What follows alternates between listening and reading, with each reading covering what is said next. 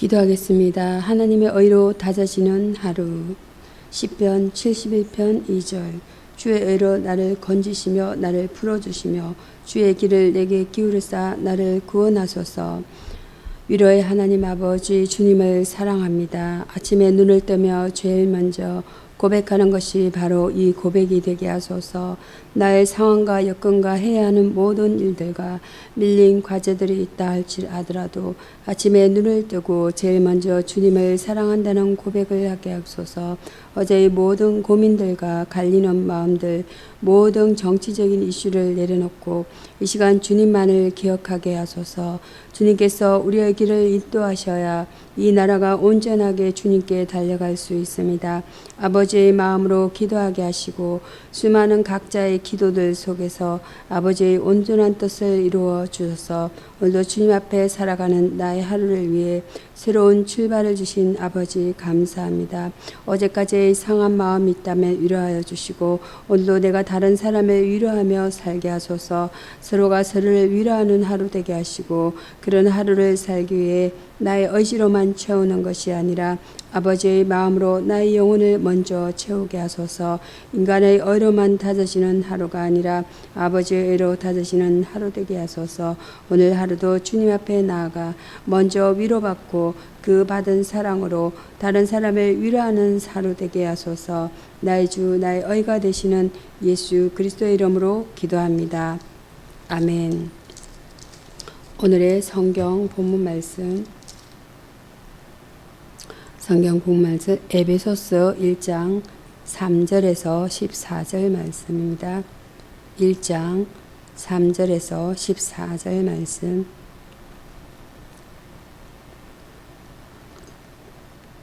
봉독하겠습니다. 신령한 복이라는 본문 내용이 되겠습니다. 찬송하리로다. 하나님 곧 우리 주 예수 그리스도의 아버지께서 그리스도 안에서 하늘에 속한 모든 신령한 복으로 우리에게 복 주시되 곧 창세전에 그리스도 안에서 우리를 택하사 우리로 사랑 안에서 그 앞에 거룩하고 흠이 없게 하시려고 그 기쁘신 뜻대로 우리를 예정하사 예수 그리스도로 말미암아 자기 아들들이 되게 하셨으니 이런 그의 사랑하시는 자 안에서 우리에게 거저 주시는 바 그의 은혜의 영광을 찬미하게 하려는 것이라. 우리가 그리스도 안에서 그의 은혜의 풍성함을 따라 그의 피로 말미암아 구속 곧 제사함을 받았으니 이는 그가 모든 지혜와 총명으로 우리에게 넘치게 하사 그 뜻의 비밀을 우리에게 알리셨으니 곧 그 기쁨이심을 따라 그리스도 안에서 때가 찬 경륜을 위하여 예정하신 것이니 하늘에 있는 것이나 땅에 있는 것이 다 그리스도 안에서 통일되게 하려 하심이라. 모든 일을 그 마음의 원대로 역사하시는 자의 뜻을 따라 우리가 예정을 입어 그 안에서 기업이 되었으니 이는 그리스도 안에서 처음부터 바라던 우리로 그의 영광의 찬송이 되게 하려 하심이라. 그 안에서 너희도 진리의 말씀 곧 너희의 구원의 복음을 듣고 그 안에서 또한 믿어 약속의 성령으로 인치심을 받았으니 이는 우리의 기업의 보정이 되사 그 얻으신 것을 구속하시고 그의 영광을 찬미하게 하려 하심이라. 아멘.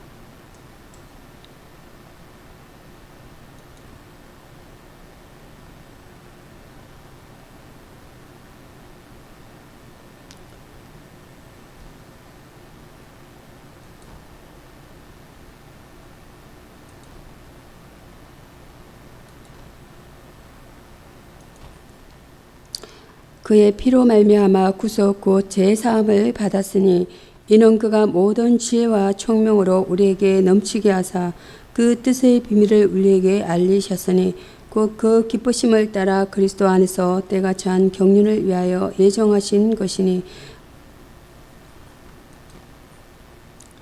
하늘에 있는 것이나 땅에 있는 것이 다 그리스도 안에서 통일되게 하려 하심이라.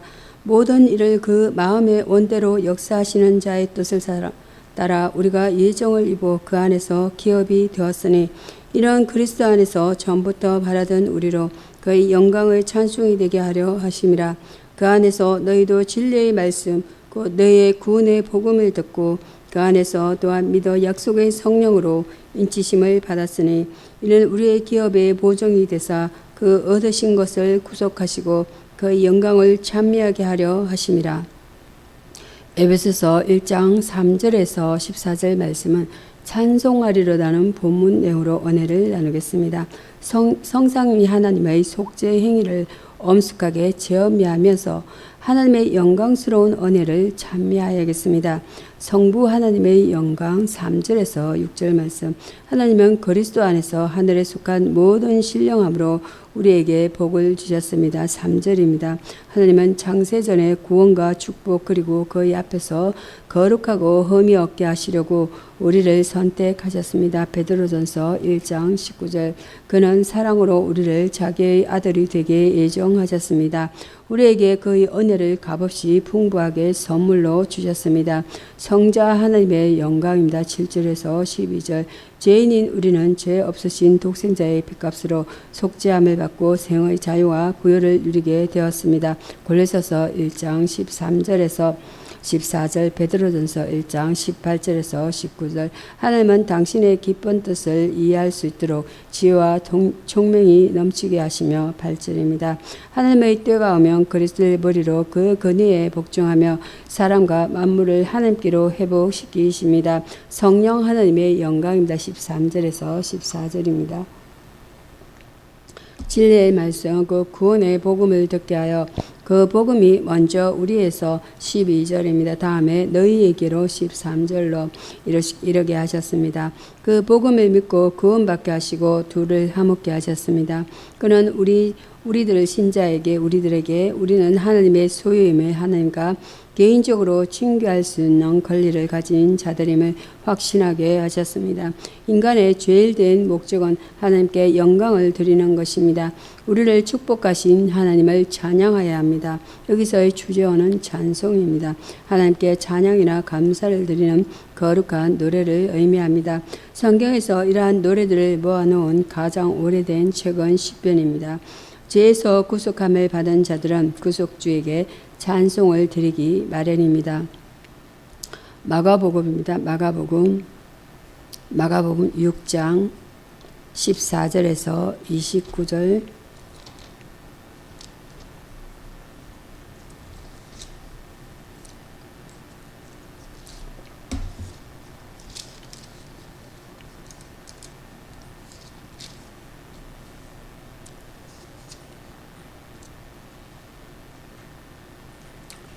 (14에서 29절입니다) 예수의 이름이 드러난지라. 헤롯 왕이 듣고 가로되 이는 세례 요한이 죽은 자 가운데서 살아났도다. 그러므로 이런 능력이 그 속에서 운동하느니라 하고, 어떤 일은 이가 엘리야라고, 또 어떤 일은 이가 선지자니 선지자 중의 하나와 같다라고 하되, 헤롯은 듣고 가로되 내가 목베인 요한 그가 살아났다 하더라. 전에 헤롯이 자기가 동생 빌립의 아내 헤로디아에게 장가든 고로 이 여자를 위하여 사람을 보내어 요한을 잡아 오게 가두니, 이는 요한이 헤롯에게 말하되 동생의 아내를 취한 것이 옳지 않다 하였습니다. 헤로디아가 요한을 원수로 여겨 죽이고자 하였으되 하지 못한 것은 헤롯이 요한을 어렵고 거룩한 사람으로 알고 두려워하여 보호하며 또 그의 말을 들을 때에 크게 번민을 느끼면서도 달게 덜어미르라. 마침 기회 좋은 날이 왔으니 곧 헤롯이 자기 생일에 대신들과 정부자들과 갈릴리의 기인들로 더불어 잔치할세. 헤로디아의 딸이 신이 들어와 춤을 추어 헤롯 및 함께 앉은 자들을 기쁘게 한지라. 왕이 그 여아에게 이르되 무엇이든지 너 원하는 것을 내게 구하라, 내가 주리라 하고, 또 맹세하되 무엇이든지 내게 구하면 내 나라의 절반까지라도 주리라 하거늘, 저가 나가서 그 어미에게 말하되 내가 무엇을 구하리까? 그 어미가 가로되 세례 요한의 머리를 구하라 하니, 저가 곧 왕에게 급히 들어가 구하여 이르되 세례 요한의 머리를 소반에 담아 곧 내게 주기를 원하옵나이다 한데, 왕이 심히 권심하나 자기의 맹세한 것과 그 앉은 자들을 위하여 저를 거절할 수 없는지라. 왕이 그 시병 하나를 보내어 요한의 머리를 가져오라 명하니, 그 사람이 나가 옥에서 요한의 목을 베어 그 머리를 소반에 담아다가 여아에게 주니, 여호와가 이것을 그 어미에게 주니라. 요한의 제자들이 듣고 와서 시체를 가져다가 장사하니라. 아멘. 마가복음 6장 14절에서 29절 헤롯 왕의 부끄러운 삶이라는 본문의 은혜를 나누겠습니다. 헤롯은 갈릴리의 분봉왕이었습니다. 그러면 이 헤롯은 어떠한 위인이었겠습니까? 향락의 종이었습니다. 그는 동생 빌립의 아내인 헤로디아를 아내로 삼은 부독특한 사람이었습니다. 17절입니다. 뿐만 아니라 향락과 21절입니다. 춤을 즐겼습니다.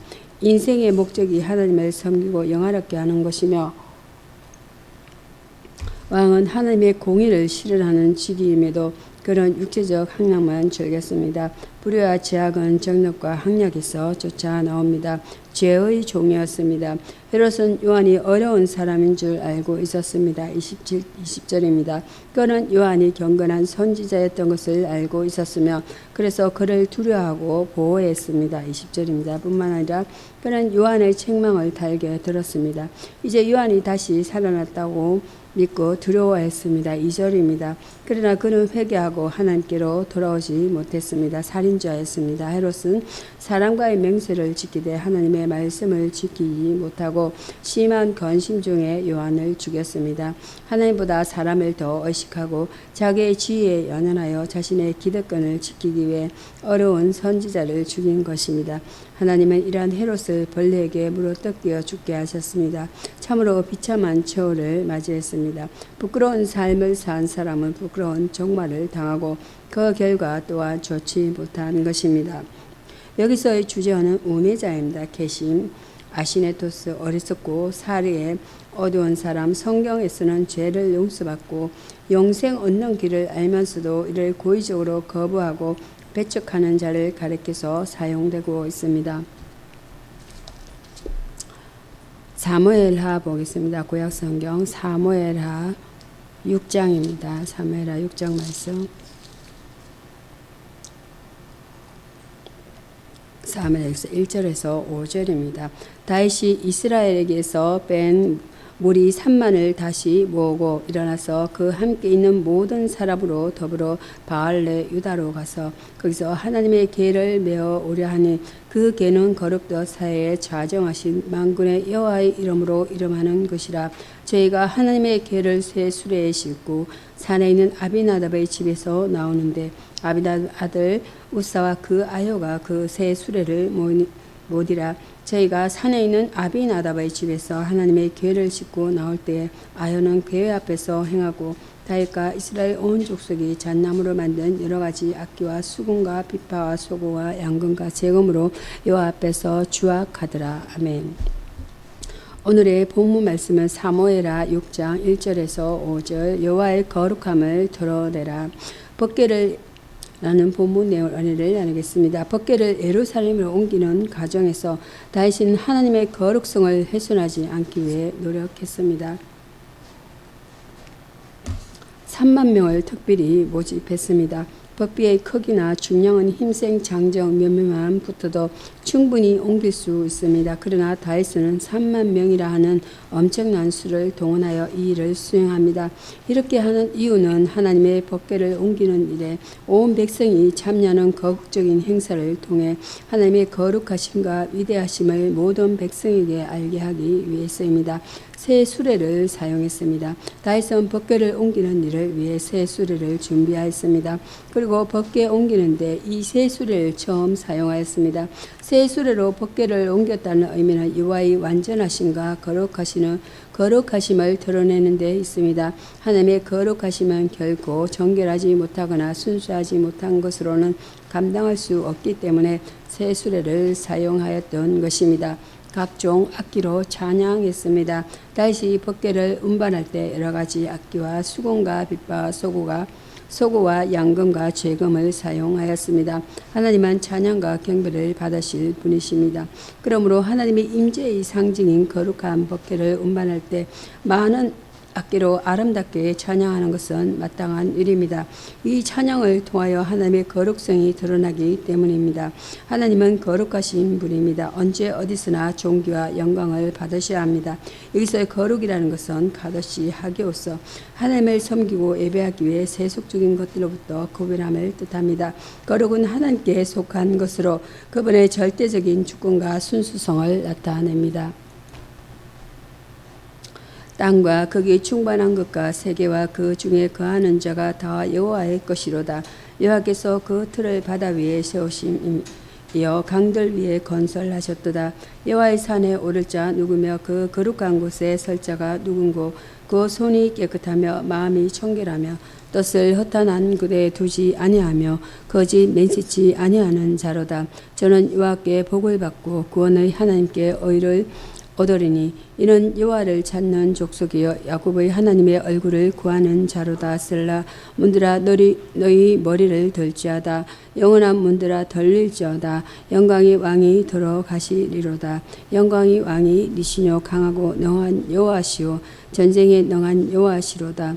문들아 너희 머리를 들지어다. 영원한 문들아 들릴지어다. 영광의 왕이 들어가시리로다. 영광의 왕이 니시뇨 만군의 여호와께서 곧 영광의 왕이시리로다. 셀라. 시편 24편 1절에서 10절 말씀. 여호와의 성산이란 본문 내용으로 언해를 나누겠습니다. 본문은 다윗이 하나님의 언약궤를 예루살렘에 준비한 장막으로 옮길 당시에 지어진 시입니다. 하나님은 온 세계의 주재자 1절과 2절과 7절에서 10절입니다. 모든 세계는 다 하나님의 소유입니다. 그분은 시공의 세계를 초월하여 온 세계를 그의 거처로 삼고 어디에서나 존재하시고 계십니다. 시편 139편 7절에서 12절, 베드로후서 3장 8절. 우주 만물의 주재자이신 하나님은 또한 영광의 왕으로서 그의 백성들 가운데 장막을 지시고 그들을 다스리시며 함께 계시는 분이십니다. 거룩한 곳에 설 자의 자격입니다. 3절과 4절과 6절입니다. 여호와의 거룩한 산에 오를 자가 구비해야 할 조건은 그 손으로 범죄치 않아야 하며 마음이 정결해야 하며 무가치하고 헛된 것을 담하지 아니하며 거짓 맹세를 하지 아니하며 계속해서 하나님을 찾고 구하며 그분과의 인격적인 교제를 중단하지 않아야 합니다. 이러한 자만이 여호와의 산에 오를 수 있는 것입니다. 있을 것입니다. 여호와의 거룩한 곳에 설 자가 받을 상입니다. 5절입니다. 여호와의 거룩한 산에 올라가 진정과 신령으로 예배하는 자여. 요한복음 4장 23절 24절. 예배하는 자는 하나님의 모든 복을 받으며 또한 하나님께 의를 얻게 됩니다. 즉 구원을 받게 됩니다. 성도는 악에 대해서 죽고 선에 대해서 사는 자가 되어야 합니다. 그리고 참된 성화는 여호와의 성산에 오르는 일이요 그의 거룩한 영광에 참여하는 일입니다. 우리의 마음의 문을 영광의 왕에게 향하여 연다면 우리는 주님으로부터 복을 받을 것입니다. 여기서의 주제는 피난처 마하세입니다. 고통으로부터 피난이나 보호를 받을 수 있는 곳, 피난으로 번역될 수 있는 히브리어의 주된 개념은 안전입니다. 하나님은 여러분 그의 백성들의 피난처로 묘사되어 있습니다. 기도하심으로 말씀을 마치고자 합니다.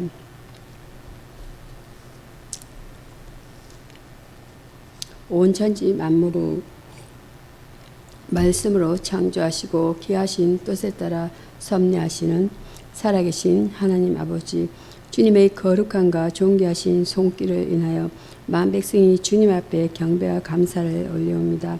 죄로 말미암아 절망과 좌절과 비참 속에서 몸부림치며 멸망을 받아야 되는 저희를 거신恩寵과 사랑으로 구원하여 주시고 하나님의 백성으로 삼아 주셔서 기쁨과 한의의 삶을 살도록 인도해 주신 주님의 귀한 은혜를 이 시간 진심으로 감사를 드립니다.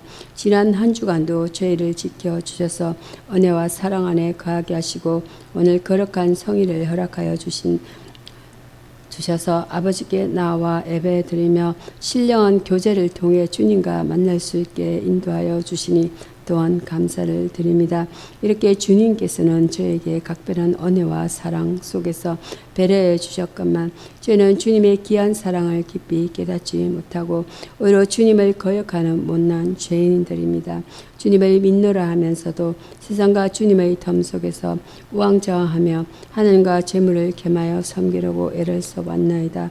주님의 구속의 은혜보다 하나님과의 신령한 사귐보다 오히려 물질의 풍요함에 더 마음을 쓰고 세상과 적당히 타협하며 이날까지 지내왔나이다. 주여 이 불쌍한 죄인들을 긍휼히 여겨 주시옵소서.